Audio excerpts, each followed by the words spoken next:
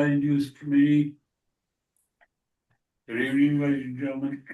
This is a meeting of the Land Use Committee of Community Board number 8. My name is Charles Berdler. I chair the committee. Do I have a quorum, Madam District Manager? Farah, Yes, do I have a quorum? you have, let me see, I have Laura, 1, 2, 3, 4, 5, we're missing Bob, we're missing Lee, and you have a quorum. I do, okay. Let me see where that, what's the sign-in sheet? You will hear later in the meeting a discussion of the Van Cortlandt Village issue, which we're starting to take a look at. Two things.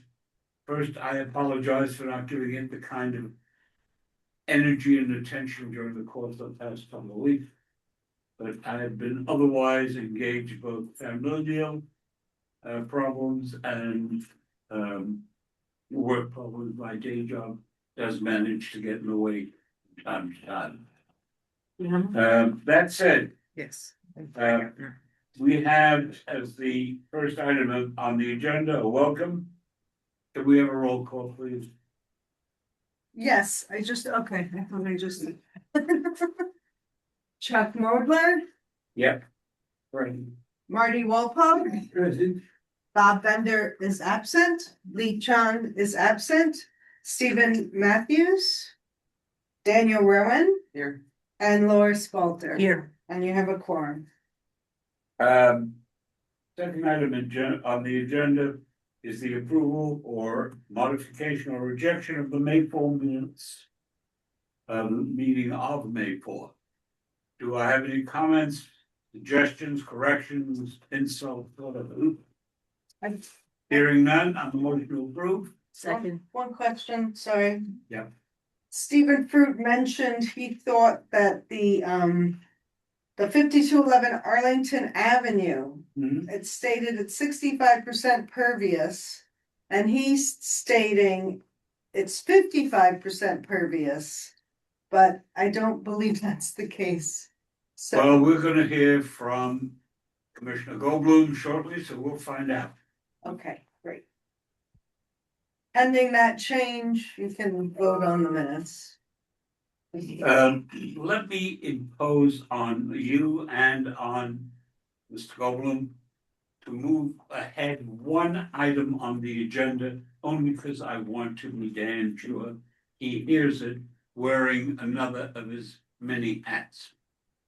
One of the issues that has been plaguing the people in the Van Cortlandt Village area, as pointed out in the really wonderful report by Dr. Leffler, and also previously by Gary Axelbag, is the issue of landmarking the home of popular social and other dance in the city of New York, located in the Van Cortlandt Village area. This board has not in the past, but I propose to have that changed tonight, if I may, recommended formally on behalf of the board and on behalf of the community, the Landmarks Preservation Commission re-examine or examine and declare the building, Dennis Sean. Dennis Sean building to be a historic landmark. While its features do not in and of themselves depart from the norm in too many respects, its history as a birthplace of culture, of dance, and as a keystone of a community is critical. Everyone that we've talked to in connection with the examination that we are conducting in the Van Cortlandt area is of the same mind. And so I respectfully move the committee first for permission to introduce this outside of the agenda, and secondly, to move that we formally request and have the board formally request, as a matter of public record, that we request the Landmarks Commission, the board could request the Landmarks Commission to reopen look at it and designate it a landmark if it possibly can. Do I have any discussion on the subject? I second it. Any discussion? All those in favor? Done. Unanimous. Okay. All kidding aside, Michael, this is critical to that community and to the study we're doing. Everybody is of the same mind. We're going to preserve that community from blight. It's got to be now or never, or you'll have a community totally blighted in less than 5 years. And I- This is just one part. Can I comment? Yes, Hi. Obviously, I was not prepared for this conversation, but I'm I happy to hear it. apologize. That's my That's fault, quite all and right. I apologize. And I would say to you, wearing my other hat, that I certainly would be happy to usher this before the commission if that would be of any use. But I would give those who support this effort the following advice. The most important thing you can do is to prepare a report stating why you think this building should be designated, listing the reasons very clearly. There are many folks in our neighborhood who have done such things and who are very skilled at doing such things.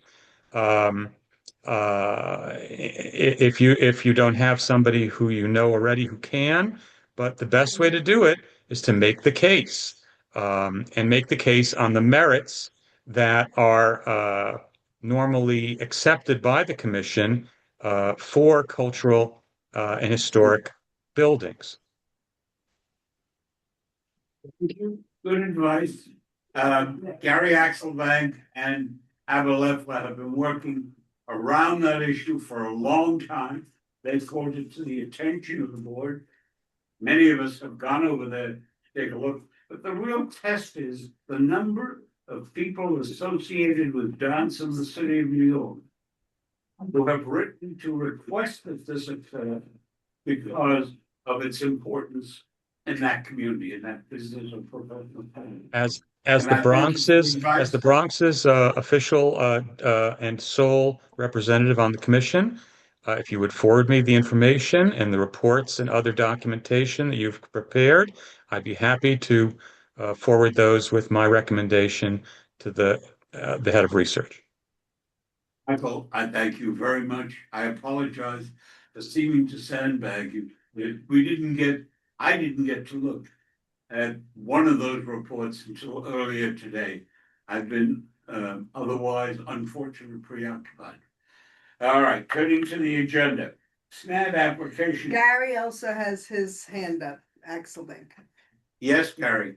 I just, at the beginning, just want to thank you for calling attention to what you know that I think, and you can see it right behind me, is a very big issue. I will, I'm also a member of the Historic Districts Council, the Bronx Committee, and very recently there was a tour given, an historic tour given of amalgamated housing and some of the areas around it. So while I absolutely encourage and support, and I'm thrilled that the community board would send that sort of a letter, but I can tell you the Historic Districts Council wants to go a little further and talk about amalgamated and the Shalom Aleichem houses. It's not something we need to attend to right now, but our minds should be open because it's an extension of the exact same thing. As regards the Denishon house, the question is, what is the status of the ownership of that building, et cetera, and that's going to be part of the process of understanding how to landmark it or protect it in some historic form. I don't want to take more time, but I did want to just say that. Thank you. Gary, thank you. Let me just make the point. Michael Goldblum is not only the preeminent architect in this community, and that should not be deemed a commercial endorsement. But he is also the Bronx representative on the Landmarks Preservation Commission. And Abba also has. All right, now. Yeah. Michael, let's talk anytime you're ready. Thank you. What is my, Abba. what is, Abba. how should we, so that report has been done, including letters of support from all the leading dance companies in New York. How should that be conveyed to Mr. Goldblum? Transmitted to the board, and the board will do it Okay. as a board, official action of the board. Thank you. All right. The next item on the agenda, let me point out to each of you, is got a time issue. So let's understand it. The application at 5204 Arlington Avenue was certified to this board at a time and in a manner which requires us to act on it on or before July 4, I believe is the date. 31st. July 31st? I think that's what Okay. I told you. This board, like every community board in the city, goes into official recess over the course of the summer. Unlike most of them, however, we have not missed a summer where there has been a special meeting of this committee. So it is possible that there may be one, but I know of no reason as of today that I can represent to you that there will be one. Therefore, I ask the members of the committee to bear that in mind in addressing this application, namely time made today be of the essence. All right, Michael, have you got a presentation? Well, we first wanted to allow our client to introduce the project. Annette Rubin is here again, and I turn the floor to her. So good evening, everybody. I'm not going to repeat the history of the Tolner congregation at length, other than to say it's a 200-year-old Hasidic dynasty. The heir of whom lives in Riverdale has been a longtime Riverdale resident, I think over 30 years. The congregation has been praying in assorted and various locations around Riverdale for about 15 years, searching for a home, which we finally found. The plan that Michael Goldblum thoughtfully designed was so let me just say first that the purpose is to fill a need that is missing for those who walk to synagogue on the Sabbath. There's a lack of synagogue space in this particular area. We will you be using the synagogue simply for services and for, family events family life cycle events. The building that we are contemplating is a very modest building with a lot of thought taken to have it blend into the surrounding neighborhood to look residential as much as it's possible. It's very modest in size, and we took a lot of care in designing it.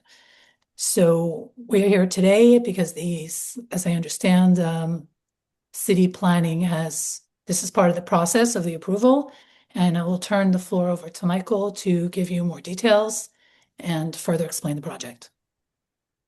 Annette. Michael, you're on. So, my name is Michael Goldblum. Our firm is called Building Studio Architects.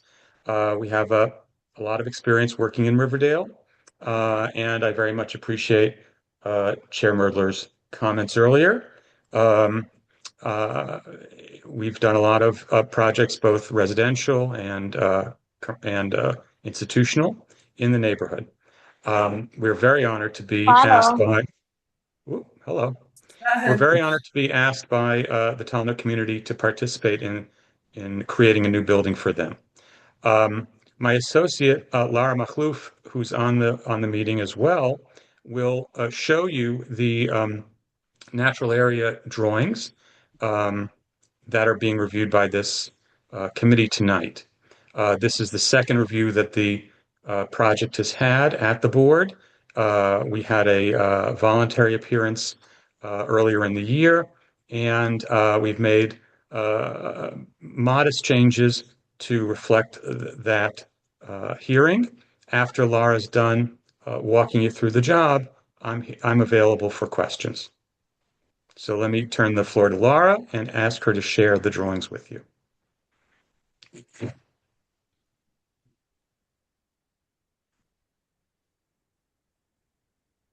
Good evening, everyone. My name is Lara. I'm just going to walk you through some of our drawings for the project. So as you can see here, this is the existing floor plan of the building that is currently on the site. And on this plan, we have our proposed floor plan overlaid with the existing floor plan. And we are slightly larger. However, in terms of height, we're around the same height, about 25 feet. Our building is approximately 4,200 square feet. And we are not removing any trees. Rather, we will be adding 10 trees. There will be 7 along West 252nd Street, 2 along Arlington Ave, and then 1 in the back corner. And per our last community board meeting, our neighbor here at 5220 Arlington Ave was concerned about water flowing into her property. And in response to that, we've added a very small retaining timber wall to help combat that, in addition to these hedges, which will also help the water flow.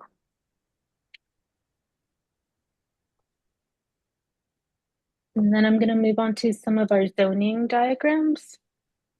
So here you can see per zoning in this area, we have a 25-foot skyline exposure, and our building sits well below these parameters, both on Arlington Ave and on West 252nd Ave.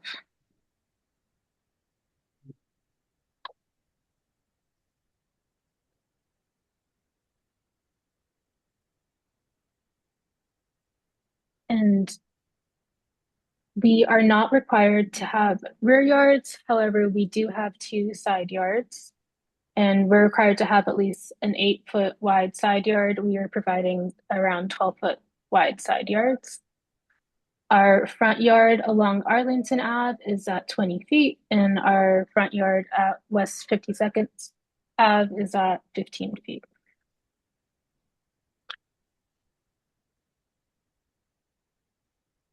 And then here's the floor plan where you can see more of the site. We have a staircase leading to the cellar. We have a second staircase leading to the first floor sanctuary space. We have 1 entrance, actually 2, but this main entrance on West 252nd Street, and then another one on Arlington Ave to account for ADA access to the building. The existing driveway is going to remain, and we've added a couple areaways to allow natural light into our lower space. And again, here is the small retaining wall, which will help with water flow.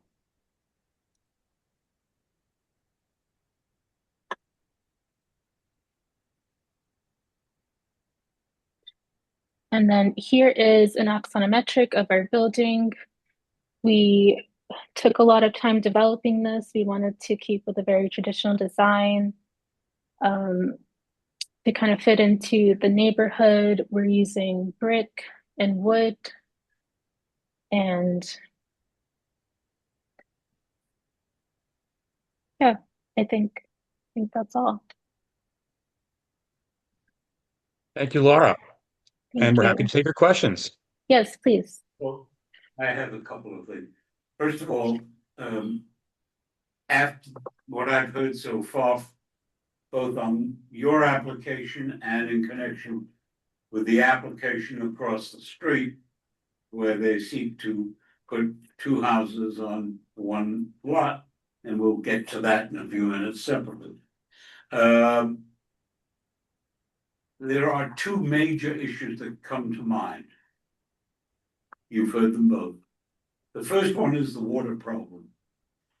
After this matter's over, whatever the vote is, we will hear a resolution to call upon the DEP to commence a study of the water issue on Arlington, it invariably floods. It invariably floods at the slightest rain in the mid-block area. And it poses a distinct and present danger to the people in that community. And so I'm going to ask, I have talked to the chairman of the Sanitation and Environment Committee. He has no objection to our acting. And so at the end of this, we will have a resolution calling on DEP to examine it within the next 90 days and let us have a response. I really am not confident that they will have it within 90 days, but it gives some sort of incentive, I hope.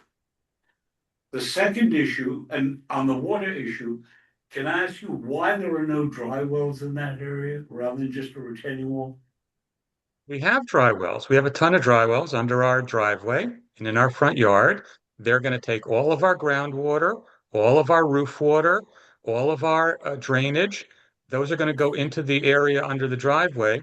The addition of the small retaining wall was in response to the neighbors' concerns that no matter what we did, the site itself, the mere terrain, would continue to shed onto her property. So the wall was added as a belt and suspenders to make sure that any water of any kind, unless it's an absolute tsunami, would flow to the street and not to her property.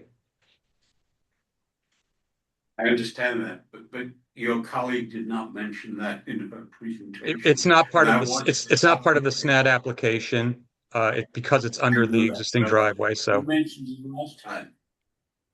I I'm just sorry. want it on the table and everybody to understand. The second issue is one that I raised with you last time.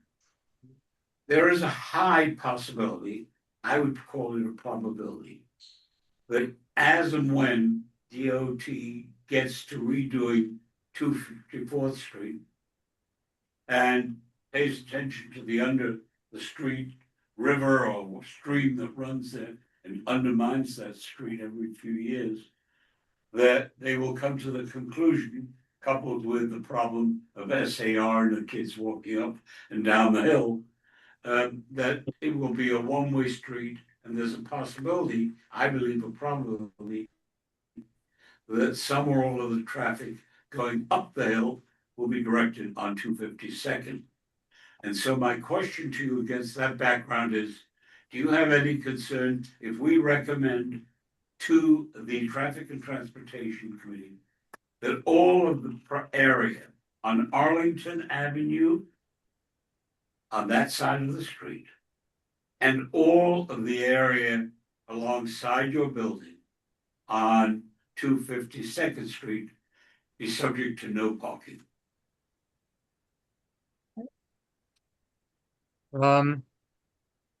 I would not support that. It's up to my client, but I wouldn't support it. I think that I think as this committee knows better than most people in Riverdale, both 254th, 252nd and Arlington are mapped, privately owned, non-vested streets. As a result, the city provides minimal maintenance to those streets, and the city has not widened those streets. I live on a street just like that, and my street used to look exactly like Arlington does, full of ruts and holes and very narrow. And we begged for years for the city to maintain our street. And they said to me that, and as I'm sure you guys know very well, the only way to get improvements that add to the safety of the street and that add, that basically achieve what folks are looking for in terms of grading, drainage, parking, etc., would be to have the street vested. And once it's vested, the city would be able to come in, widen the street, install sidewalks, install drainage, install signage, install, new paving over proper base, all of which would create the safe conditions that folks are looking for. Absent that, obviously that would involve a sacrifice on the part of people's front yards, the areas beyond their property line, which are now parts of people's lawns, including our client. I believe that I'm speaking out of turn. Our client is here, and they'd be happy. I'm happy if they want to contradict me, but I would wager that if the neighborhood wanted to have their streets vested and widened and made safer and up to the city standards with sidewalks and all those other things, our client would be happy to lend their voice to support that. But without that, I don't see why this particular property owner should accept a burden that others do not accept. If others move for non-parking for the entire block, I don't think that these folks, being good neighbors, would oppose it, but I don't think they should unilaterally make declarations to accept hardships that others do not. Let me respond if I may. There is a distinction between your property and any other property on the block. You have two entrances and two exits.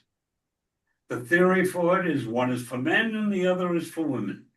Putting aside whether the distinction is valid and appropriate, because that's not something for me to decide.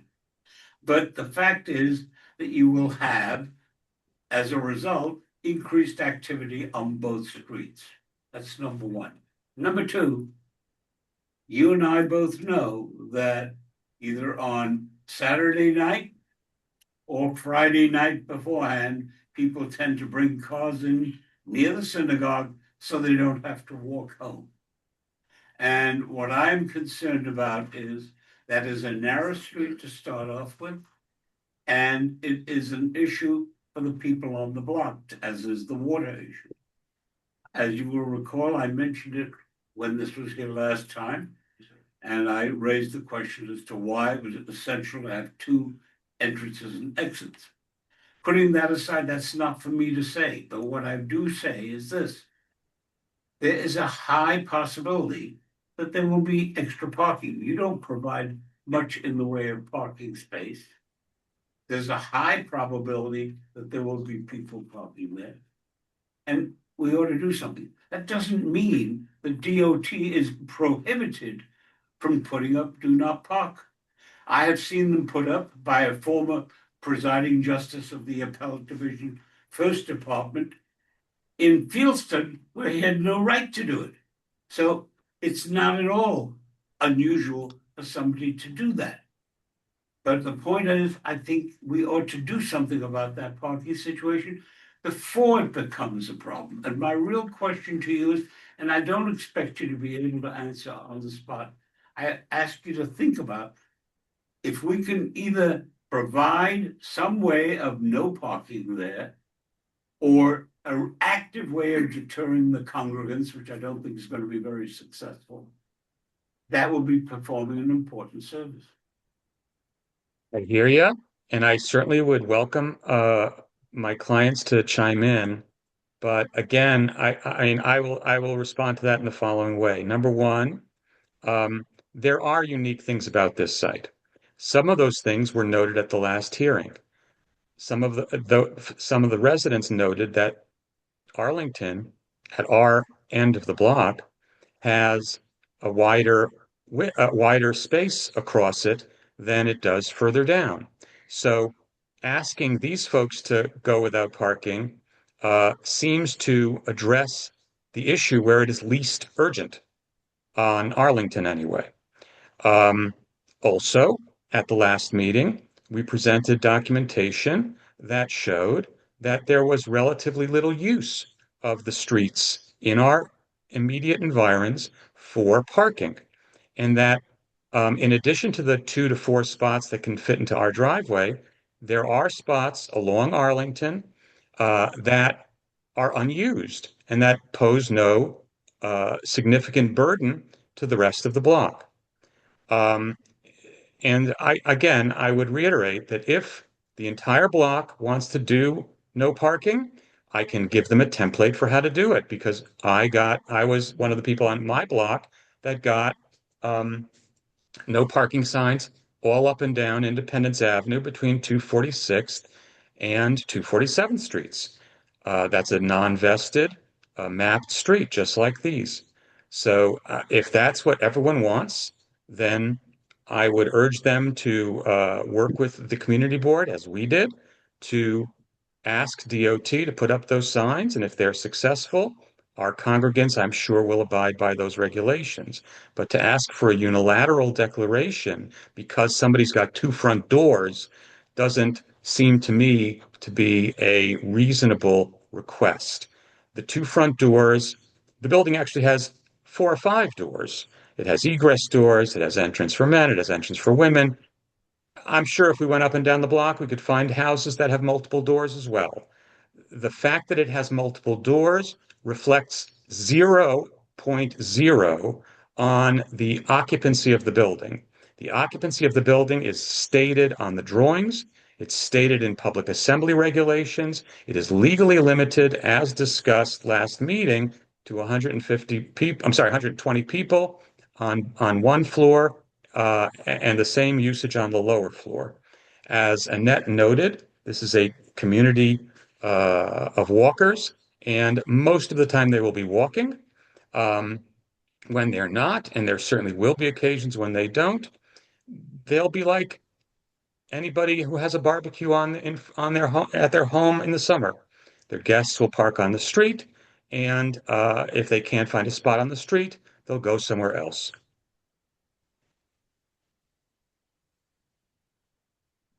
With respect, Michael, I don't live there. I do drive through the street. I live around the corner.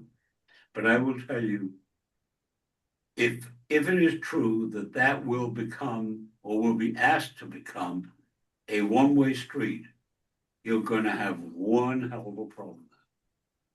And all we're trying to do is to go and do what we can do. What I'm going to do is, with the consent, if I get it, of my colleagues, I'm going to refer this request to the Traffic and Transportation Committee of the board and let them consider it and work with it. I do not favor the idea of their dedicating it, for the simple reason, as we've seen on 254th Street, people's front yards are proposed to be inappropriately and unnecessarily taken away without any basis of, in my view, of fact. It's just as unnecessary. One side of the street sidewalk is more than enough. Two sides is just a matter of stubbornness on the part of DOT.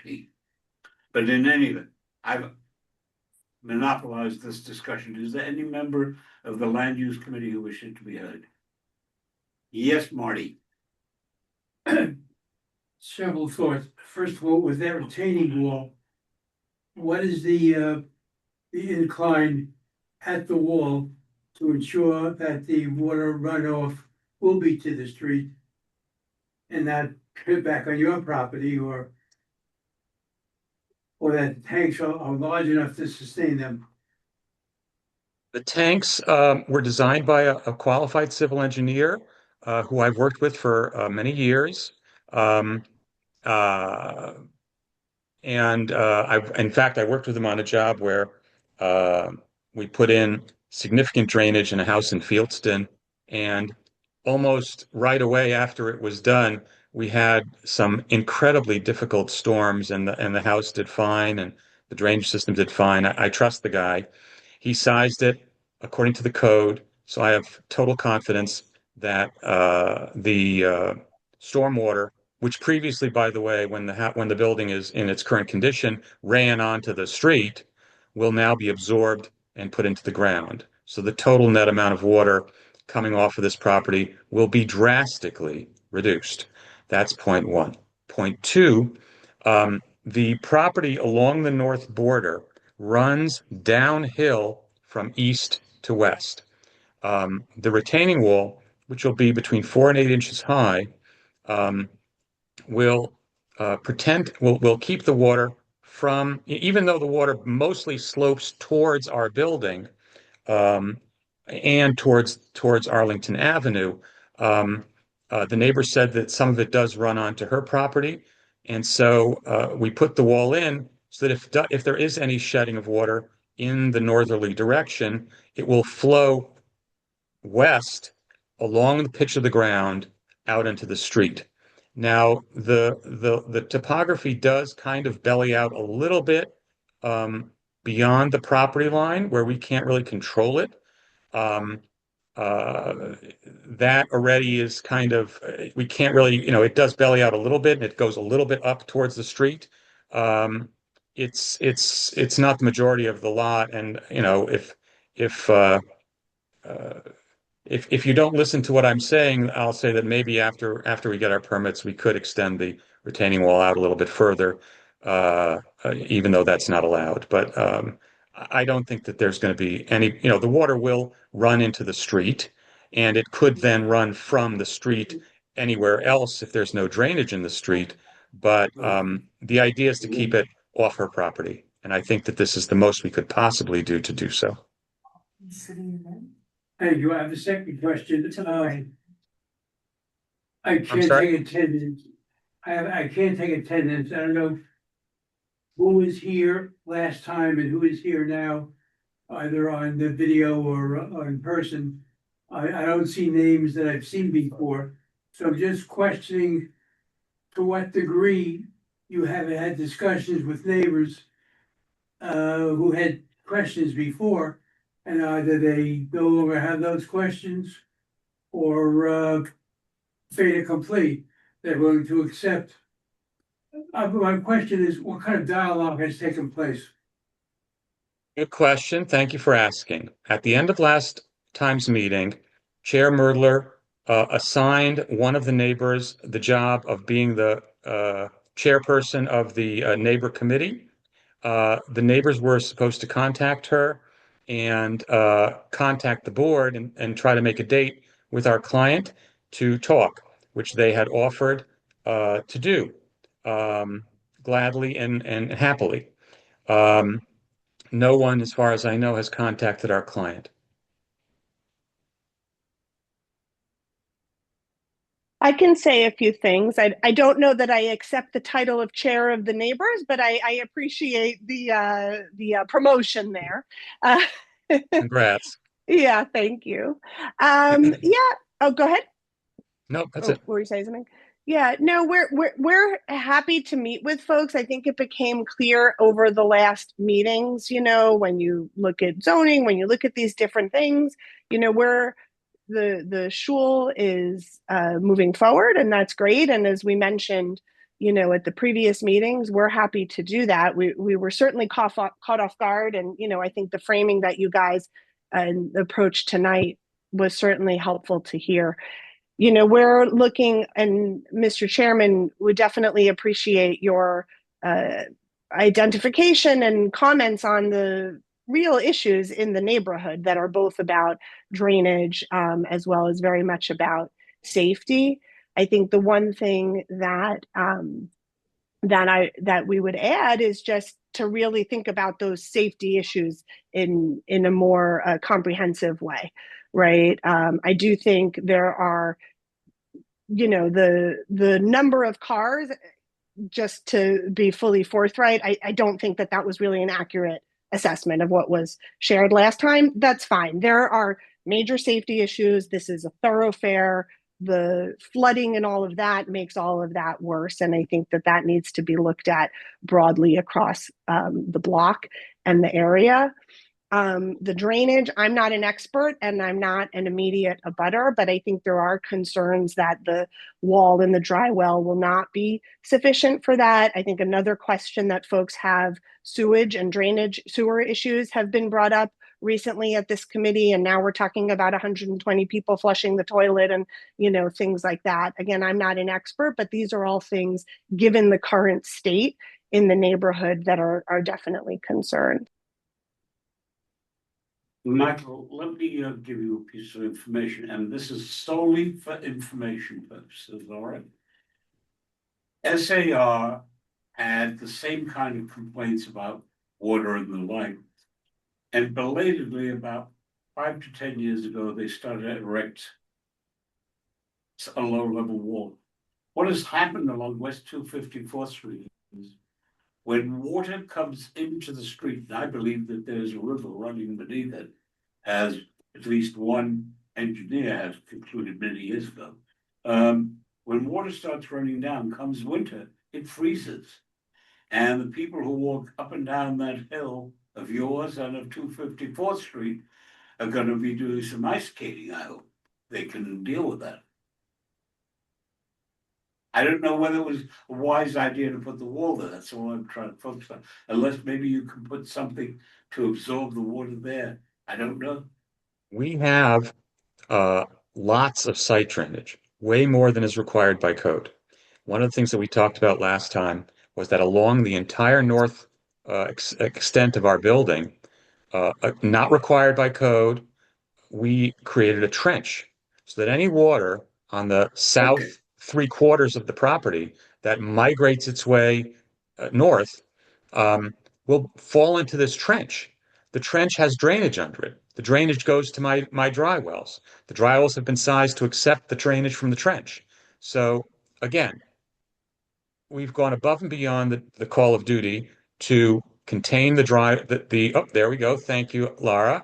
You can see that much of the perimeter of our property is trenched. The two areaways along the north, the stair along the east, all of them hold water. Furthermore, our building holds water from flowing across.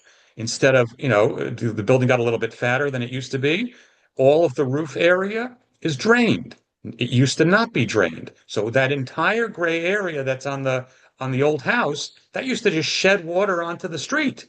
It's not going to do that anymore. It's going to go into drainage underground. The driveway, which didn't have drainage at the bottom before, now is going to have drain at the bottom.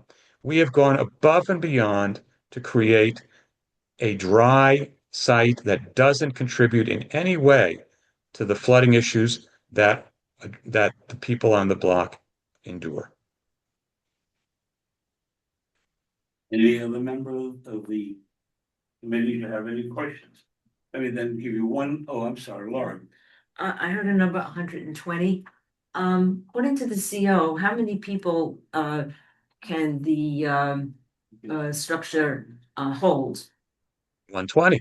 120 above, It is- 120 it is- in the 120 in the sanctuary, 120 in the social hall. There will never, practically speaking, be a time when both are in use. That's just not who the congregation is. Legally speaking, we are required to make one room have, not legally speaking, but practically speaking, we're required to make the social hall fit the people who are there for the upstairs event. So that's why we did it that way. And how many bathrooms are There are in 4 bathrooms and 1 warming kitchenette. Each of the bathrooms has 1 or 2 fixtures in it, plus a sink. This is a And- low use building. They're residential toilets. They're not commercial toilets. So basically it's just like somebody's house, but it's got an extra toilet in it.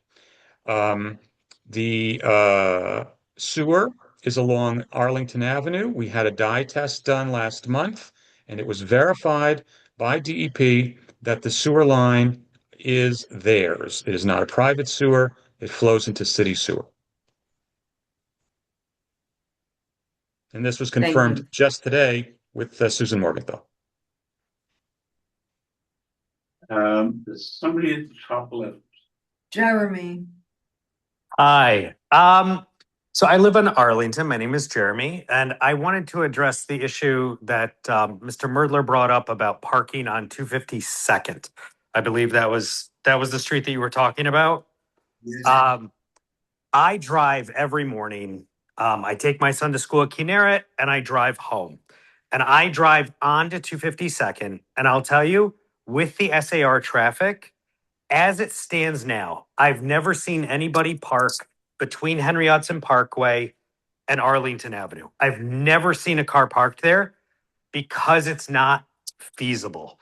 It's, as it stands now, without anybody parking on the side of the road, it is a one-way when the buses come. You cannot fit a bus and a car going in opposite directions. It is narrow. And I believe if parking were to happen on the side of this structure, on the 252nd side of this structure, then it would make the road impassable, especially in the morning hours, probably that coincided with Minion or people leaving Minion and SAR dismissing. I counted a row of 11 buses last week, coming because I had to pull over to the right and wait for them to come and pass, and then I could make the right onto Arlington to go home. And that's fine. That's the way it is, and that's what we live with. If there was parking there, if there was regular parking there, this would be a disaster. And I think it would hasten the need to make it a one-way street, frankly. That's All it. There is the other issue of parking on Arlington. That's a separate story. This I see as functional, and hopefully we can prevent a problem before it begins. Anybody else? I don't see. Deborah Shapira and then Stephen Cooper. Okay. Hi, thank you.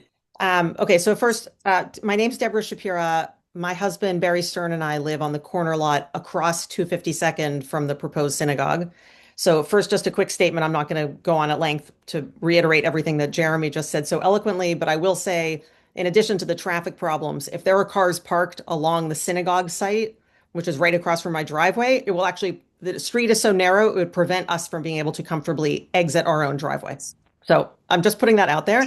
But actually, I have a question for you, Mr. Murdler, which is you referenced a little bit ago, you referenced the committee advocating with the DEP to do a flooding study of the flooding on Arlington.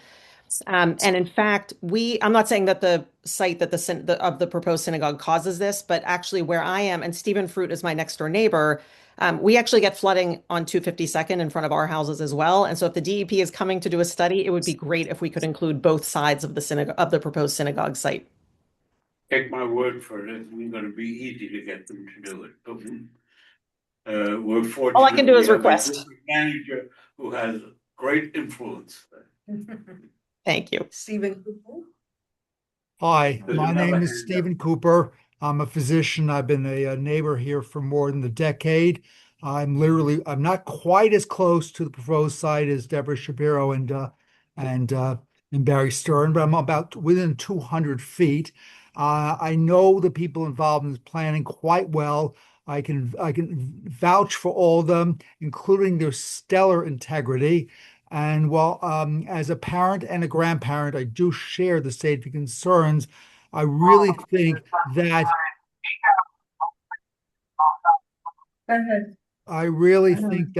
people are overestimating the volume. While the architect and planners have talked about 120 seats on any given week, we're really talking about the mid-teens, and the volume will be very, very low. And why I also am concerned about the safety of children, I don't think it's the volume will be anywhere near people's worry. I loudly endorse this project. I loudly endorse everyone that's involved, and I hope the board will come to a viable decision. There's two more hands. Do you want to continue? Hello? Yes, I'm here. Can you hear me? Yep. Okay, great. So I do have, this is Jordan Altman. I live on the block as well. I share the concern about, children having to face a lot of extra traffic. There's really nowhere for them to go other than down the middle of the road.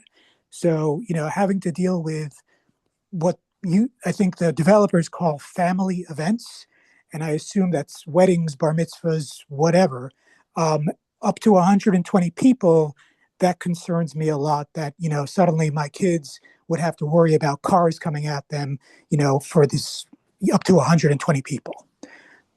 What I could also say is that there's a big sewage problem on the block, like literally the houses next to the synagogue.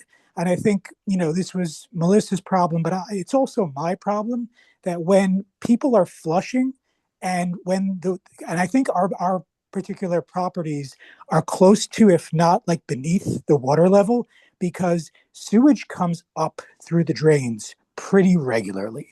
And it doesn't take much for sewage to like literally come up through my basement drains or through my sister property's drains, and for me to notice that like there's a massive stench and a big problem because I have to like wait days for the sewage to go back down.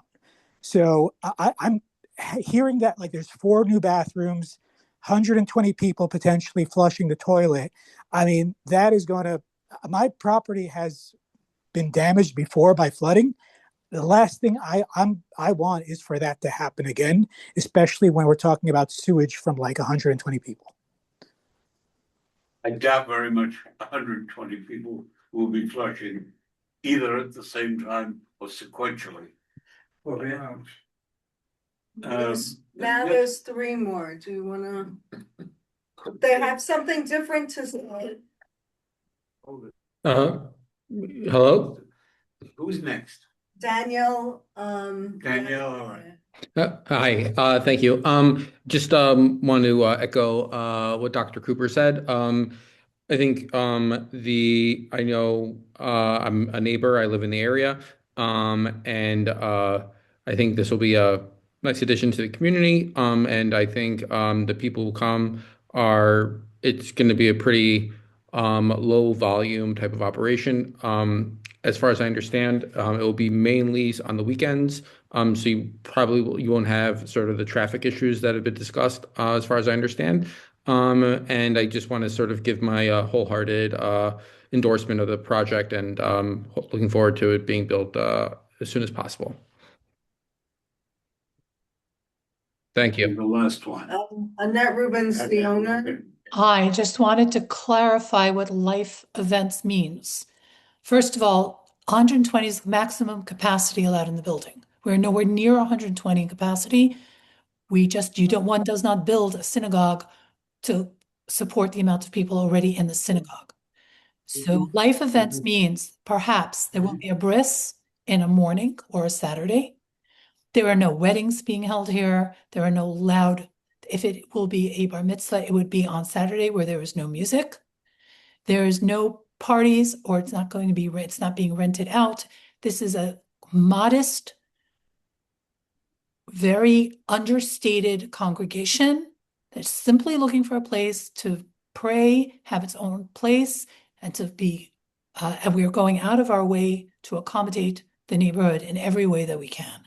So having 4 bathrooms is no less or no more than any one of the houses in the neighborhood as well. So I'd like to allay everyone's concerns. Your fear is greatly exaggerated, and I am sure that you will be very pleasantly surprised when the building, God willing, will be established, and you will see that your fears were really maybe understandable, but greatly exaggerated. Please understand one thing, and this is not to gainsay the validity of the points you made. We have to look beyond what happens the first year, the second year.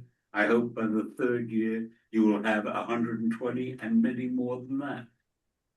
But be aware that synagogues don't always remain synagogues over a period of time. My father-in-law was the chairman and president of the Kingsbridge Heights Jewish Center. It's now a community center. There are lots of movie theaters in the Bronx that were once synagogue. So we have to look forward to planning for the community.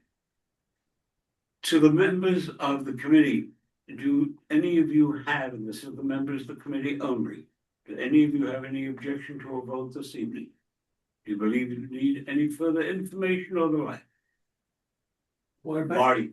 What about your suggestion about DOT, our TNT committee taking a look? Does that influence our decision? In what way? Well, you were concerned about giving it to that committee. I heard you say that traffic and transportation ought to look at this. I agree. Does that hinge on anything we might be voting on now? No, we're not gonna vote on any of that. We're gonna just do the referral to that committee to take a look at it anyway. So Hearing- we're referring to both traffic and transportation and sanitation. Sanitation is signed off, Dan signed off at the beginning. Okay.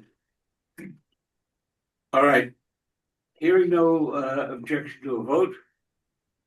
On the motion to approve, all those in favor? Laura and Marty, all are in favor. Motion is unanimously adopted. Good luck. Thank you very much. Thank you very much. Thank you. Thank you. Mr. Merdler, I had two aesthetic questions before we move on, just from the neighborhood Aesthetic, wait a minute, aesthetic of what? of the synagogue. I was wondering if None most of our synagogues, business. We are not Well, the aesthetic not police. not not We not are in that the- nature, but as far as the neighborhood goes, most synagogues have bollards, and I was wondering if there was a plan to include maybe a more natural look for bollards for security while they're doing the landscaping, whether it be through rocks or boulders or something more natural, trees. And my other question was about the lighting at night. If it would be, are we going to have floodlights or is it low lights? Fitting into the neighborhood. Michael, This time there are no plans for any bollards. And I think the idea of doing something that's more natural, if that were to come up, is a lovely idea. I personally would recommend something in fieldstone. We're using fieldstone at the base, and I think that would be a nice way to go. But at this time, there's no plans for any bollards. At this time, the exterior lighting is slim to none. We're going to have some walkway lights along the path that shine down. I'm a big believer in respecting dark skies legislation that the city has adopted. So we're going to have footlights along the pathways. There'll be some ceiling mounted lights that shine down in the two entry porches and over the stairs that go down in the back. Maybe a sconce at the back facing east where we have that fire exit. But there's no plans for building lighting. There's no plans for decorative lighting of any kind. The basic idea is we want it to look like a house, and we want to light it like a house. Sounds lovely. Thank you. all right, just before we go to the next item on the agenda, number 5, Van Cortlandt Village, let me give the committee a report. You will recall that we heard last meeting an application for the construction, first for lot division of the property across the street on Arlington Avenue, and then a concern about sewer connections. Tonight is sewer connection night. This is the second sewer connection coming up now. It is my understanding that there is consideration being given to reinstating the lot as a single lot, turning it into a homeowners association, trying to do with one sewer connection. I have no idea whether that's going to fly or not going to fly.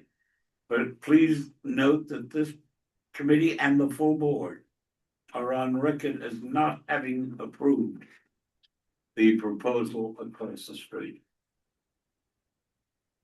Can I just jump for a moment to item number 6A? The third sewer. 5239 Independence Avenue. Is there anybody here on behalf of the owner or of the people working there? Right.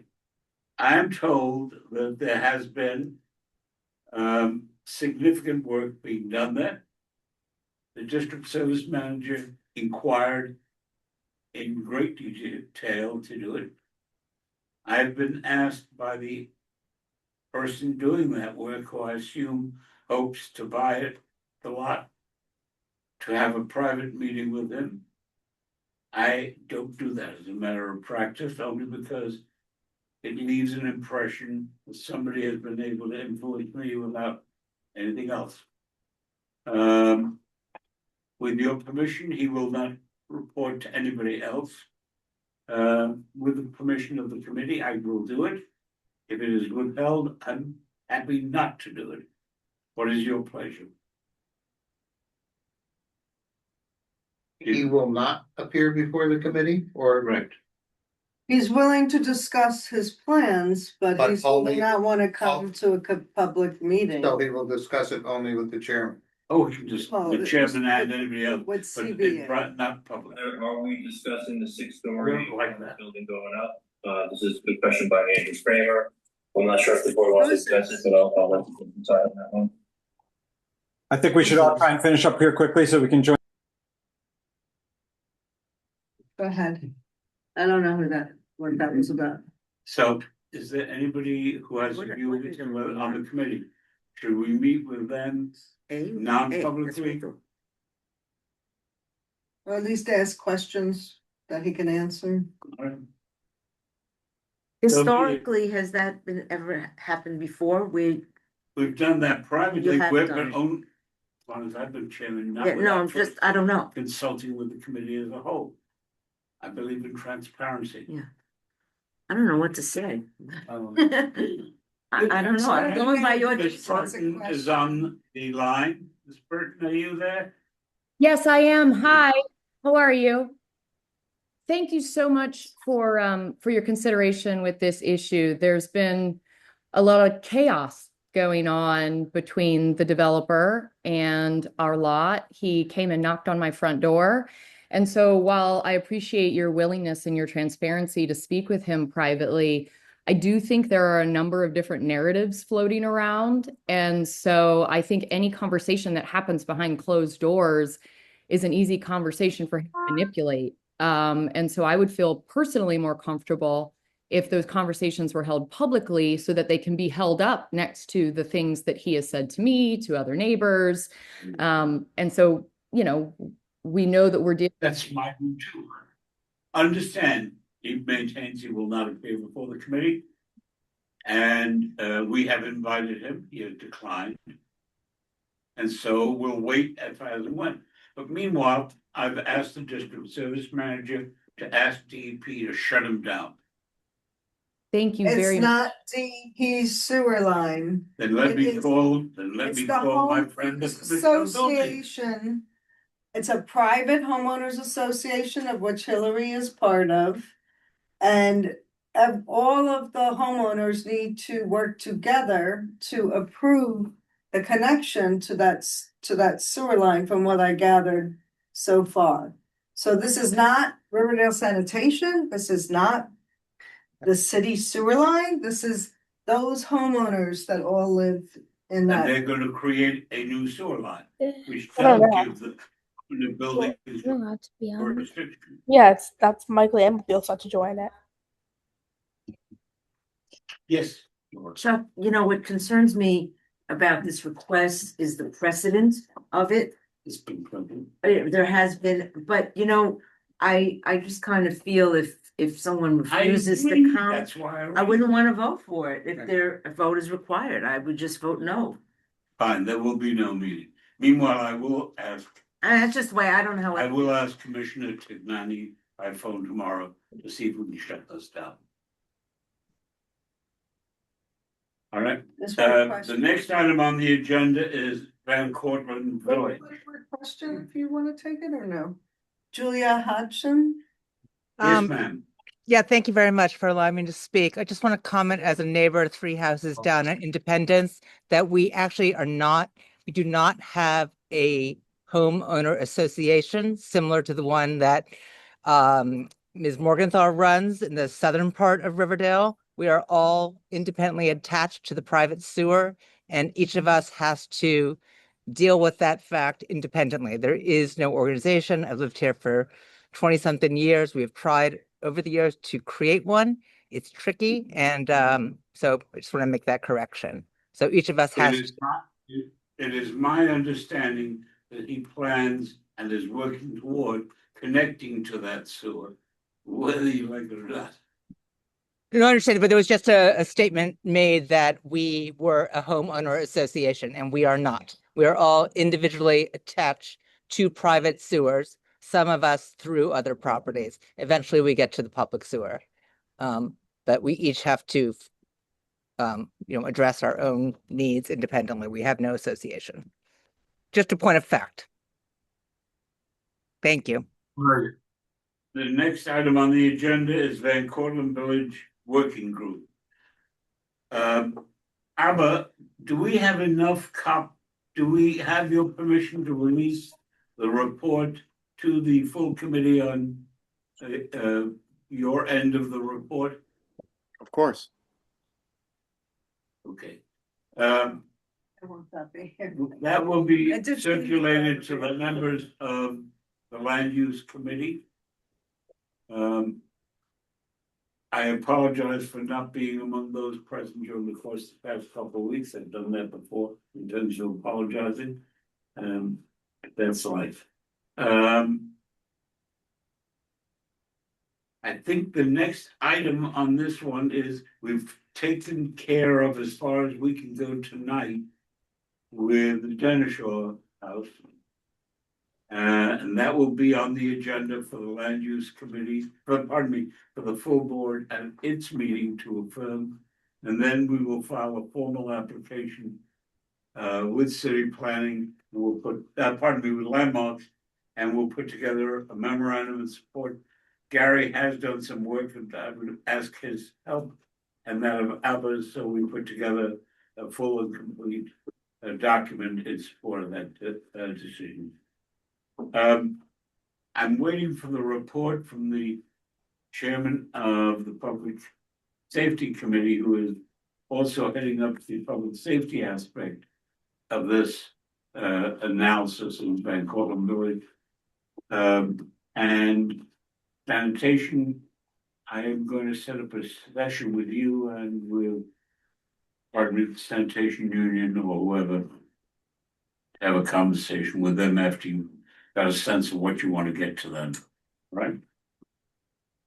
I think that's it on that issue. Am I wrong? Am I wrong? No, would you like me to take the committee through this? Yes, I would. Okay, would you like me to do it now? Yes, sir. Okay, well, let me share my screen then, and I will get started on that. Okay. Are my slides visible? Yep. Okay, great. Okay, so let me just move this to the side.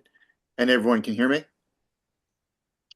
Yes. Great. So the question that we have been dealing with in the Van Cortlandt Village working group right now is trying to understand what the impact of micro-unit conversions has on the quality of life in a neighborhood in New York.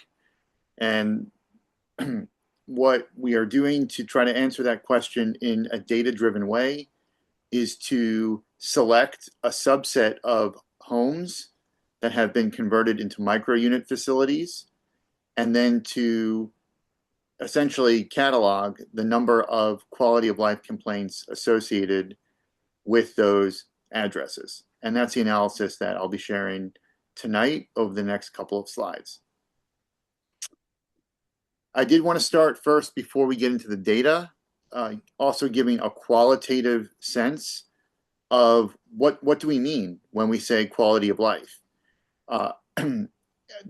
So this pair of pictures here shows some of the quality of life issues associated with one of the specific addresses that we will be analyzing tonight, 69 Stevenson Place. And as Chairman Murdler said, tonight appears to be the night of sewage, because these are images of raw sewage that were flowing down Stevenson Place for the last for several weeks. These are two different angles, and this is raw sewage due to the fact that the connection between 69 Stevenson Place, when it was converted from a single-family home to a micro-unit facility, may not have been done properly, resulting in a break in the line and the sewage bubbling up underground. I do want to say this specific story has a happy ending. With the help of this community board, FARA and Chairman Merdler, DEP, and I believe Public Works Department as well, has done a major construction effort to ameliorate this problem. And to give you a sense of the scope of that, I've shown a picture on the right, which is showing how the deep trench had to be dug and new sewer lines had to be run up and down Stevenson Place in order to solve this problem. So we're very grateful that for all the help of the community board in addressing this, and it really will make the summer much, much more bearable. I hope that gives you a sense qualitatively of what it means when we say 311 complaints and quality of life complaints. And now what I'd like to do is give you a sense of what the data shows at those 5 addresses. The procedure that we used here was to obtain a record of 311 requests from 2020 to the present. This is from an official City of New York website, data.cityofnewyork.us. Then each site was individually queried, each of the 5 addresses that I showed you. And then we imported those results into a Google Sheet and we plotted them to get a sense of what the trends were in terms of the number of 311 filings over time at each of those 5 addresses. This is the result for the first micro-unit conversion, 69 Stevenson Place. So on the y-axis is the number of 311 complaints over time, and on the x-axis is the date. So it goes year, and then this is divided into quarters, and then the next year and the following, from 2020 up to the present day, 2026. While we don't have here the date, the exact date, when the conversion happens, and that is something that we will need to follow up on as future work, I think it is obvious that when we can annotate this plot, as I will in a moment, to highlight the periods when construction was occurring and when the actual conversion was complete. What we're also doing on the right-hand side here is taking the full number of complaints and breaking them down by type so that you can understand better, in a data-driven way, to complement the images I showed you before of what is the anatomy of these complaints. What are people complaining about? In this case, a lot of it is due to illegal parking, but there are also complaints involving the sewer, water system, dirty conditions, noise, street conditions, and general other ones as well. To help give you a better sense of what this plot on the left-hand side means, we did attempt to the best of our abilities to annotate the time into 3 distinct periods: before the conversion, when 69 Stevenson was a single-family home, during the conversion construction process as it was being converted from a single-family home to a micro-unit facility, and then the period after the conversion when it was a micro-unit facility. And and the reason to do this is to really make it a fair comparison, apples to apples, before conversion versus after conversion, and to take out the inevitable number of complaints associated with the construction process.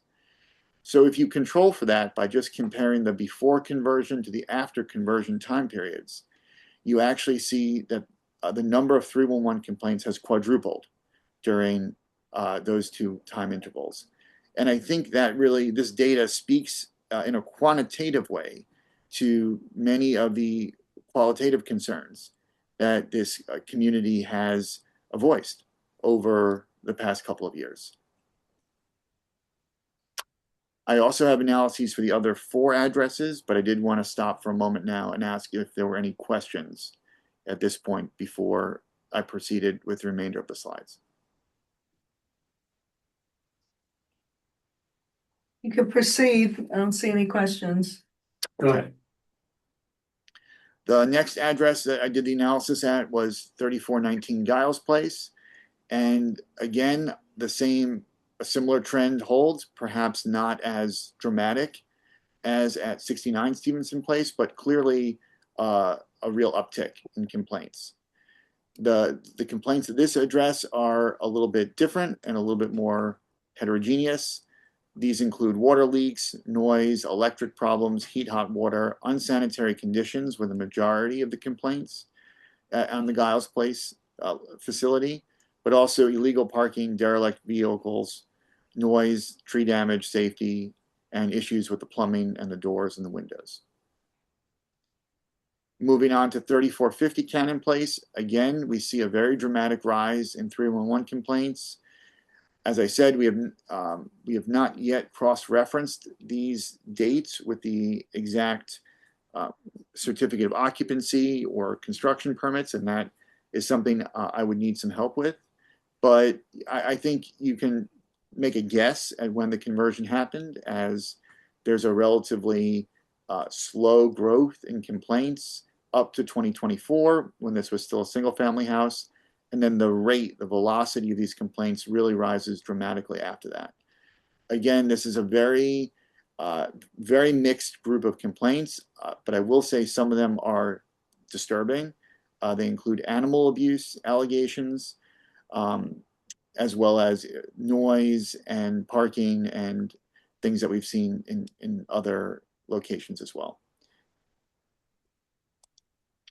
3885 Orloff was another conversion. Here again, we see a similar trend, a rise, steeper rise over time. And this location, I wanted to point out, had drug activity associated with it as one of the 311 complaints. In addition to the other types of 311 complaints that we've seen, there appear to be emergency responses at the site as well. And some of these things I'm not sure what they are, such as residential disposal. And we would need to dig into that in a little bit more detail to understand what that entails. The final location that we have done this analysis for is 3965 Saxon Avenue. This perhaps shows the clearest uptick, other than 69 Stevenson Place, where you can really see a very steep acceleration in the number of complaints once this conversion has occurred. This location had some, again, complaints that are unique to it, such as air quality, unsanitary problems with the floors and stairs, paint and plaster. But I think it speaks to the overall, dirty condition speaks to the overall experience, not just of people in the neighborhood, but the people who are living in the facility as well. And I think that's a very important point that I hope does not get lost in this discussion, is this is not a matter of simply people, residents in Van Cortlandt, complaining about these facilities. Many of these are complaints lodged by people living in these facilities regarding the condition of the facilities that they're living in. And I think that that's something that I hope is evident as well from this breakdown. I want to end just by drawing a few conclusions based on the data. It appears that the conversion of single-family homes to micro-unit facilities has led to a striking increase in 311 complaints in Van Cortlandt Village. There are other questions that can be addressed. This is a very preliminary analysis. Things that I think would be relevant to know is, what is the rent being charged for these units? How is it being paid? What is the mechanism by which residents are placed in them? Who is placing these residents? And how can we begin to have a dialogue between the organizations placing folks in these facilities, the people living there, and the people in this community? So with that, I wanted to just ask the question, what next steps does the community board recommend taking? And also, again, ask if there are any questions at this point. And I'd be happy to answer them to the best of my ability. Are there any questions from any other member of the land use committee? Marty? I haven't had a chance to, I haven't read the report, and I haven't had a chance to filter stuff out, but I'm curious about in the reports and the charts that you presented, and you mentioned it, but have been able to distinguish between complaints of residents and complaints of the community. I mean, there are two separate issues. One, how it impacts the community entirely, which unfortunately we've not been able to prevent what's been going on. Whether or not many of these complaints are from residents who are just getting poor service in general. So is it possible to distinguish those charts? I think it's a great question. I think that would be a very good next step. I think it will take work and it will be a little bit ambiguous because some of these things clearly might be due to people filing the complaints in the house. Yeah, I think unsanitary conditions, for example, which are 7% of the complaints at 3885 Orloff. I don't think that's something that anybody outside that house would know about, for example, or electric, but something like drug activity. I don't know. That could be either. That could be the community. People have observed it in the community and complain about it, or it could be people in the home really bothered by it. So we can try. We'll probably need a few more hands on deck and a little bit more experience with how do we disambiguate those two categories. What I should have started with is thank you for this report. You put a lot of effort into it. And He's a real winner. well, he discovered us. Laura, I also want to say how impressive this is, how useful it is, and something for every person who calls 311. There are many others who think about calling 311, who say someone should call 311, who's also annoyed, bothered by it, but they don't call 311. So actually, it's amazing that we've had that many people call 311 because people just put up with it. So it's very impressive. Dan.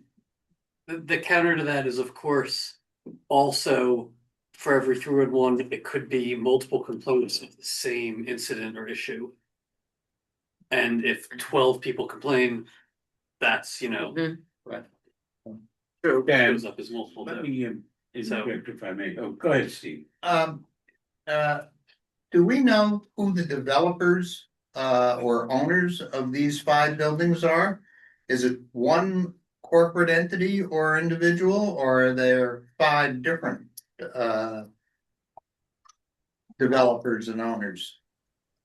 I don't know, and I think that's really getting outside my area of expertise, and it's something You will where get the working group would need help to figure that out. Get me the name of the register, I'll get that. Okay. You know who 69 Stevenson is, though? It's No, it's a oh, it's So the Innovative again? no. Who is it? It's a. I'll give you his name. It's not related to Innovative. so Right. the So the other question I have is on the slide that's now on the screen, other key questions to address seem to indicate that at least some of these buildings, if not all of them, are being used as shelters of some sort. Was subsidized. Or subsidized in some way. I don't think but is there any evidence of these apartments being made available to the general public, advertised through or handled by a local realtor?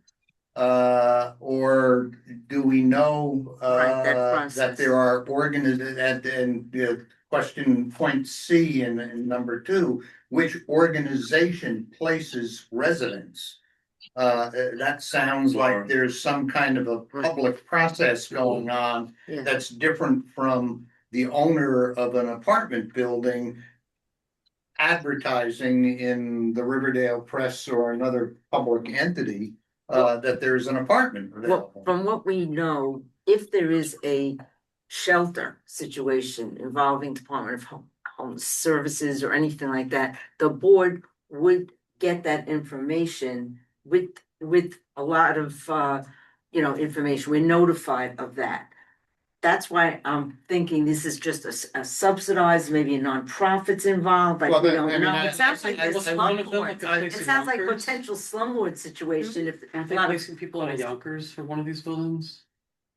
I thought it was some organization. They- Well, you know, I thought But if we it heard was a that at West some Head, if it point. was a provider, we would have that as a matter. It's not a shelter. Yeah, Okay. right, it is not, because we would have that information as such.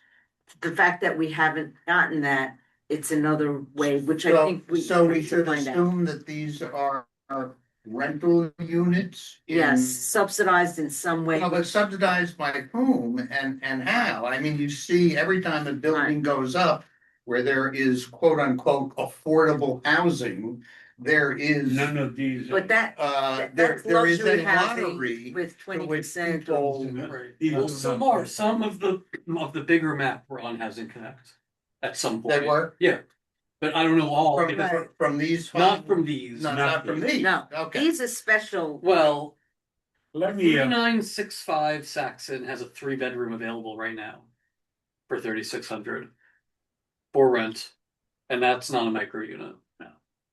And it's available, so that's normal. Now, yes, it's conversion from whatever it was. Now there's a 3-bedroom apartment for rent, but they renovated an apartment. let me, give you some hard data in a very different way. So As some 39, may know. can I as- just jump? As some of you know, as some of you may know, I served as Commissioner of Housing and Buildings for the city of New York. It was during periods from 50 years ago when there was a mayor who was somewhat different.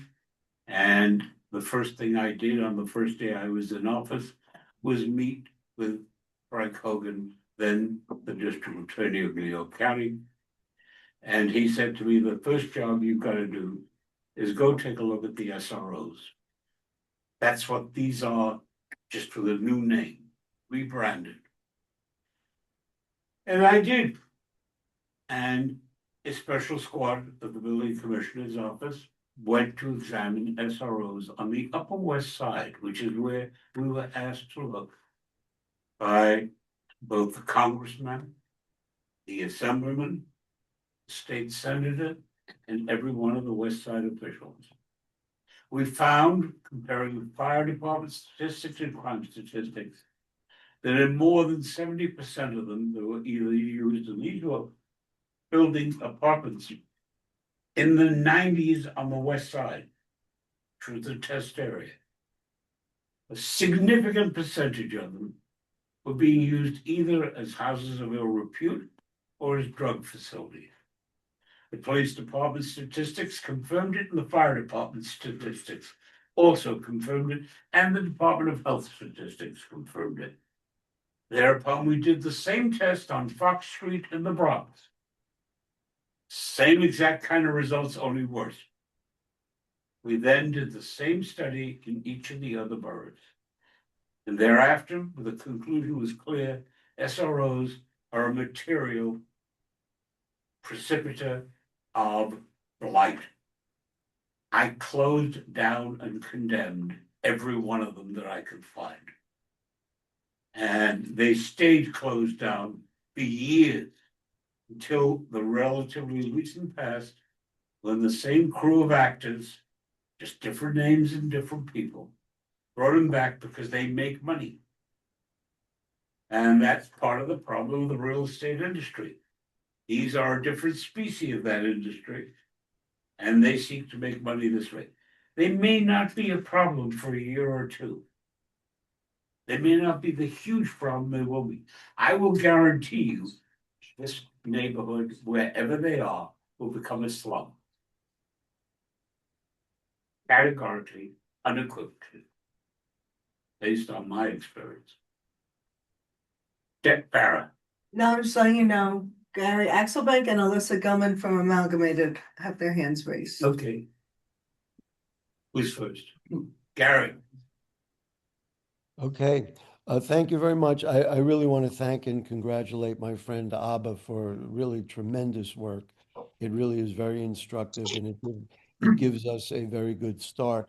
He was, I think, a tad optimistic about one part of it when he said there is good news, and the DEP went and took care or is taking care of that sewer situation. But what that did, and there is a balance to that, they began digging the hole literally on Sedgwick Avenue on the corner of Sedgwick and Stevenson Place. And if you know this neighborhood, there are 3 bus lanes in each direction, so that's 6 bus lanes. And for much of the workday, 1 full lane of the street was closed because they were doing that work. And, I was like, well, eventually they'll close up that hole. And then as they continued to do the work over a period of days, which is the photograph that Abba showed you, they closed down all of Stevenson Place. And the level of noise of that kind of drilling, Abba's building is a little closer to it than mine is, but it's been, while I understand, yes, the DEP is taking care of it, it has really added to the blight that we've had with the other construction. So I just wanted to make that point. The second point I want to make is a much larger conceptual thing in answer to Abba's final question of what's next. And I'll give a very brief experience I had. A lot of people know I host a TV show. This week I interviewed Kevin Riley, who is the land use chair of the city council. And he, along with, in partnership, Eric Dinowitz, who is obviously has a large part of Community Board 8, including Kevin's, right near Kevin's district over there, northeast of us, Gun Hill Road, etc. They spent 18 months putting together a community plan with the objective, understanding the responsibility that every neighborhood has to build housing, affordable housing, good housing, not destructive housing like some of the stuff we're getting in our neighborhood. And they spent 18 months, they said it wasn't almost even not enough, and they put together a community plan that everybody liked. And I would also add, just south of us, the Kingsbridge Armory and the folks in that neighborhood did a very similar thing. And so far, I mean, there's still some work to be done on that, but so far I've had a pretty good result of what they've been trying to do. So my point is, we can't undo what has been done, and others know more about closing down, some of these SROs more than I do. But what we need long term, and I think a good vision for the Land Use Committee, and of course the whole Community Board 8, is what is the community plan? And since Councilmember Dinowitz was integral in putting that together over there, I don't know if there's anybody from his office on here now, but I think in partnership with the Community Board, that kind of, and all of us, that kind of thing could be done. I asked Councilman Riley right after the program, because I did show some of the stuff going on in Van Cortlandt Village on the show, and I asked him, what do you think we ought to do? He said, well, you should start with your community board. So so I understand when this is not the kind of thing like next week, we're going to all of a sudden have a plan, but I think that is, Right. I just want to state that as a direction to move forward. Thank you very much. That's all I got to say. Okay, so Alyssa Gilman. You're muted, aren't you? No, she Can- was not on. Can you hear me? Yes. Okay, great. Thank you. Again, I want to thank Abba for all of the work. It's been incredibly interesting, and I really thank you. I am a lifelong resident. I grew up in Van Cortlandt Village. It is still my home. I live in 3975 Sedgwick, which is across from Saxon Avenue, where one of the sites that you collected data for. And so there's great concern about all of Saxon Avenue because our fear is, of course, the developer, which I believe also, and forgive me, I'm not 100% sure, might be the same developer for 3991 Saxon Avenue. not a micro unit building, but causing great issues within our community. So if you want to add them to the tracking of 311 complaints, I'm going to bet you're going to find a lot. But I guess I'm curious to know, and forgive me if this has come up at a previous meeting. And again, I guess it goes to what also Gary's saying, is how to use all of this information to influence or to protect these areas. Because again, we're afraid on Saxon Avenue that this same developer is going to come in and just every single house is going to go. And well, let me answer your question because it's right on the button of the important issues. New York City now has a very, very able building commission. He and I have gone through this. He has all of Abba's materials and has been tracking this stuff from day one. I will tell you that, to my surprise, his view and that of others is that the people in Manhattan, for some reason, believe this is a good thing. And there is a sense in this administration, based on the Manhattan experience, that they don't mind the use of these micro units. They believe it provides housing for single people, and that's a good thing to do. If you could separate out housing for people who are single and who need it and are responsible from housing that is done otherwise, it might serve a useful purpose. You can't physically manage that. But that's number one. Number two, we have a city council member from representing a portion of this community who shares the view that it is a useful thing to have. I do not agree, but that is a view. So that there is a division of opinion, but the most important part is the following. Those who are really concerned with this subject need to go back in history a total of 12 years. With the de Blasio administration and its city planning commission, and with the Adams administration and its city planning commission, there was an emphasis on, I want housing and I don't care what, how, where, or when, give me housing. And that was picked up in City of Yes, so that in the backyards of every one of the homes in North Riverdale, have a nice time, build another house. That's the density, and we will become Little Bombay in a little while, at that rate. Those are the kind of issues that are needed to be exposed and made clear. Harvard has done, for the second time, an exceptional job in terms of pulling data together. That will go to the city, that will be discussed, and it will be reviewed. We have with us tonight a person who can make sure that others know about it and know about it in a very constructive manner of what's good and what's bad. Yes, you need housing for single people. There are single people who need homes. But what we have done again, having learned from the last time, is you need to have protections in terms of quantity, quality, and the like. This is a small neighborhood. It is predominantly, at this stage, maybe 60-40 single family. But there are a lot of high-rise buildings in there, and more going in.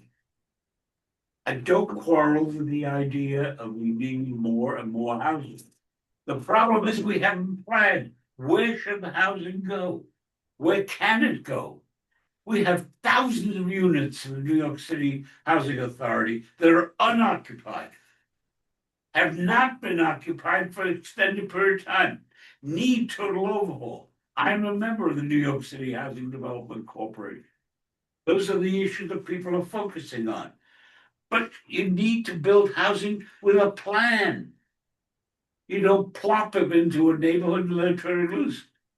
This community board championed and made a major effort to downzone the family areas for single family homes. They're important in New York City. They are last an opportunity for people of color and people of minorities to get a place. They can afford to do it now, get a place of their own. The actions of CPC and CD, the district office, the borough officer, has not been helpful in that regard. So the issue then gets to be, in my view, who's going to do the planning? Originally, this board was known, as was every single board in the city, and they did it as the Community Planning Board. It planned at a community scale. There's nobody doing planning at a community scale nowadays. And that's where the major problem comes up. I pontificated for talking about it, and I apologize for that. But this is something that is really very troublesome, because you can see, just going in the area, you can see the beginning of change. Anybody else?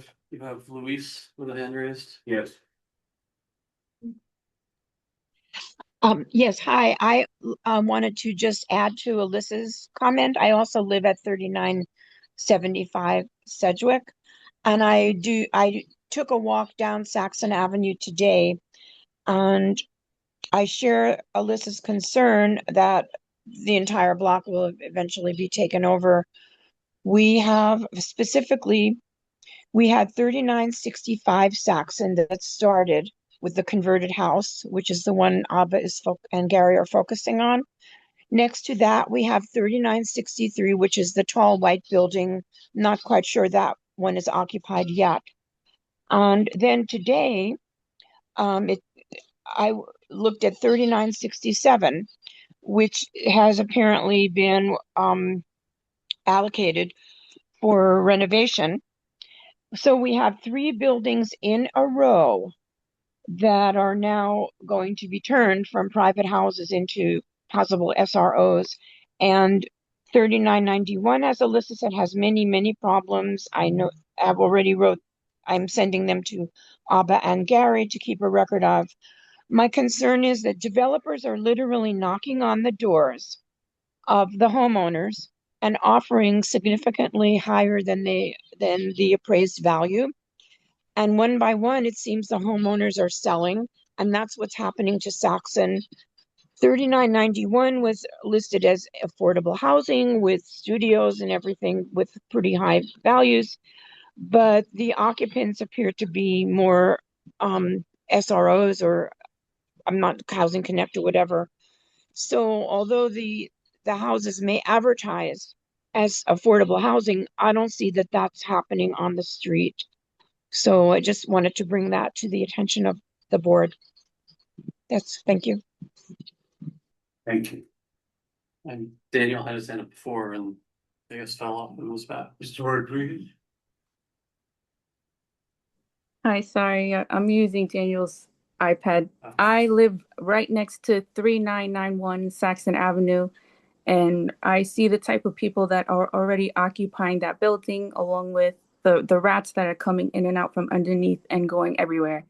So I did see the developers knocking on the houses on Saxon, just to echo what everyone else has been saying.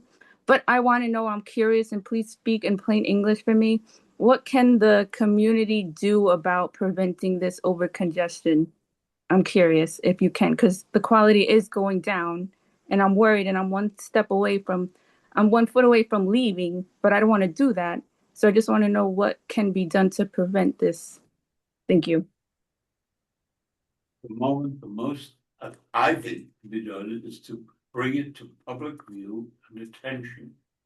That people know that there is a need for housing, that there's a supervening need for planning.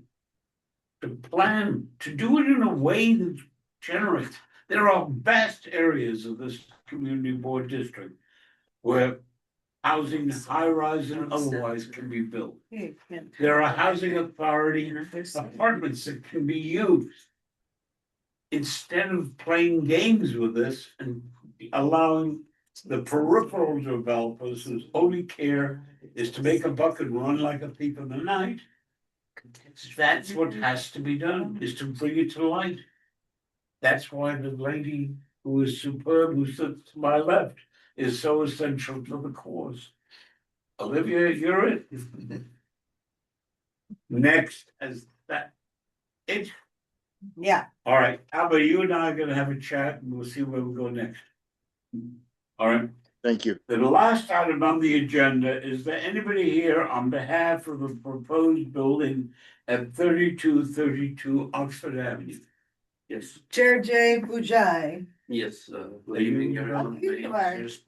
Nice to see you.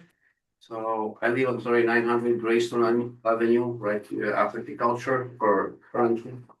But I bought that home was an opportunity to build 6-story building on it. And is this gonna be market rent or what? Market rent, yeah. Market rent can be a very small percentage of affordable, very small. How do you define affordable? Affordable, we have to, when we plan, we have to connect with HPD. So then I have also brokers to get background check and all that, so probably also have, for myself, I have to leave there on that building too. Well, we are happy to work with you, and the housing committee of this board would be very happy to work with you. Yeah, well. And if you will stay in touch. Yes. With Farah. Yes. Yeah, so we can Be connect happy to and do then. that. I prefer, just to have nice, people, on the building. I like to build something, quality housing. But 1 bedrooms, elevated Let me building. make something clear to you if I may. Yeah.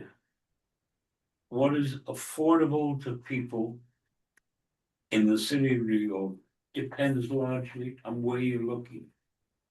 People who live up the hill in Riverdale, by and large, can afford a hell of a lot more than people who live down the hill, Kingsbridge and Kingsbridge Terrace and the like. So you have to try and figure what can be done. City of New York has all sorts of programs to help you build real affordable housing. Work for the committee. Yeah, I understand that, but the real is also on the neighbor, you have to look what you bring in. I understand. The answer to that is a whole number of programs. I represent labor union. I understand. And we'd like to get housing for everyone, but on the place, it's reserved. I asked you and to work with them and that was. Yeah, no. So you're building a 6-story 6-story building. Yeah. Okay. Well, because a lot of the neighbors were curious. Right, with the yeah, no, plans and so what's happening. I'm opening anything, I think when I have more plans and everything, so now I When have do to you- make do you have a any demolition. Is there We anything can on the put site? demolition under. Sorry. Is there anything on the site? today? Yeah, it's a single unit, Single it's family. a family home. So will you work with them in the first phase in terms of getting the construction equipment so that Correct. it doesn't block the street and. cause Yeah, no, the we have like site safety plans, anything, we'll do like the sharing. All right. I can bring to you a couple of days. If you work with us, we will No, work with I you. can have plans and everything, all reviews, what is necessary, because I develop on Bronx. All So right. then it was a chance to If we, come You to, work on with my us. neighbor and then the stuff.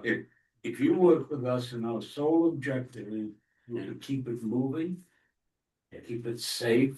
Any insurance we have provided, we can, cover the neighbors. All right. Bill is my neighbor, I can cover him with any insurance, anything, save it for him. Our issue isn't the insurance and collection of claims, it's to avoid having it. So I'm trying less traffic as possible, for equipment. Work with us, we'll work with you. Yes, sir. On that issue of traffic, do you know where in the zoning it allows for a tunnel? The plans you showed me a while back, I don't know if you remember, you had a tunnel that you were gonna have leading to the back. My understanding is that access can only be through a side yard that was open to the sky, but maybe. No, this is only, it's just to path because I left, it's very small amount of parking because it's Yeah. 50 by 100 lot. So Mhm. if we merge together, we build together, we can be doubled. So, You understand? yeah, I know. So that's what So. I'm open with. Can you anybody. answer that question though? Are you building? No, a I'm house? saying it's not a tunnel, it's just the path, because it's the same as you see, it's the same path, curb cut, what we call. Cause And I the sketch you, and I could show you or anyone. No, I just, Hold it, I said hold it, simple hold it. picture. Let me see if I understand. You own the property next door. Yes, I do. And have you met with him before? Yeah. So why don't you do the following?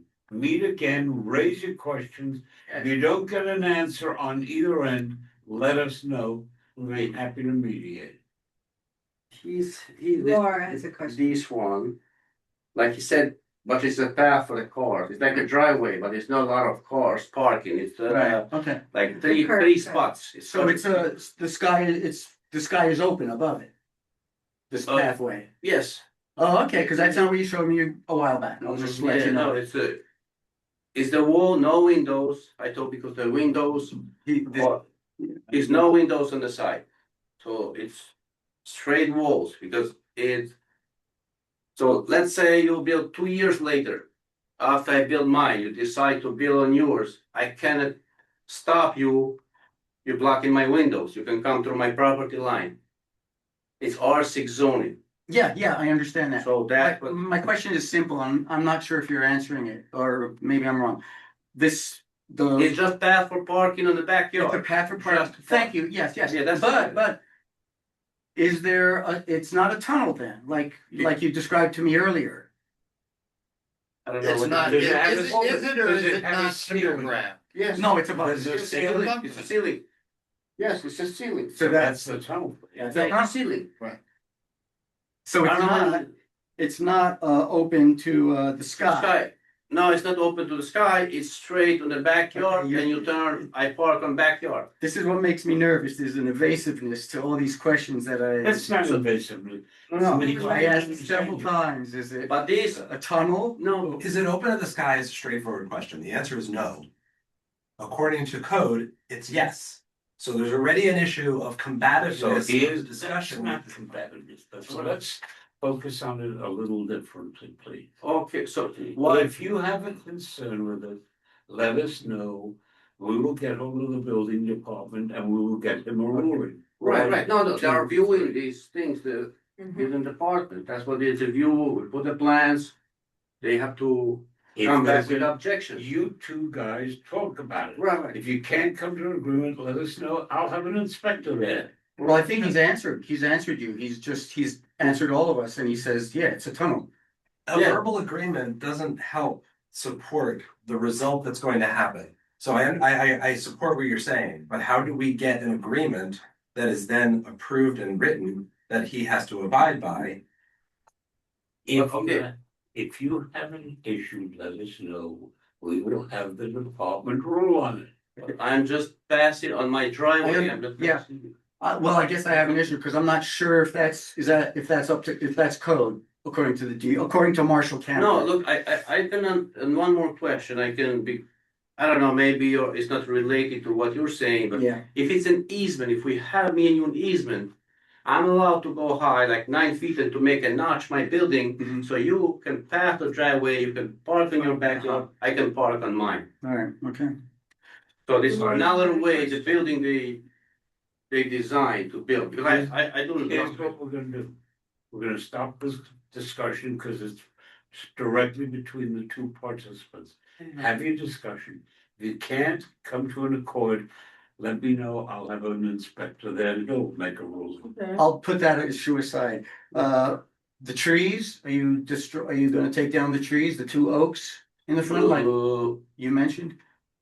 What do you mean? The oak trees, do you know what an oak tree is? It's. Okay, the tree, the city trees, no.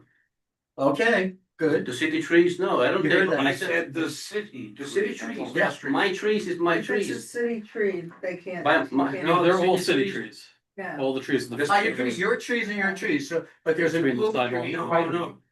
No. The sidewalk, you mean? Yeah, The yes. sidewalk have to be more wider because you see now the way you're seeing the sidewalk is very close. I I have to don't be even more understand. wider. For people to pass, I have to put more, and then I have to, that tree, that's how we build in the Bronx. Yeah. So if it's 50 by 100, you have to, we pay for 2 trees, to plant trees. When they come into plant, I'm not sure. They take a fund, they plant it somewhere else, I'm not sure. If I have to remove that tree, if it's on my driveway, I have to go through parks. Mhm. They're gonna give me approval, but I have to pay another 10 trees to build somewhere.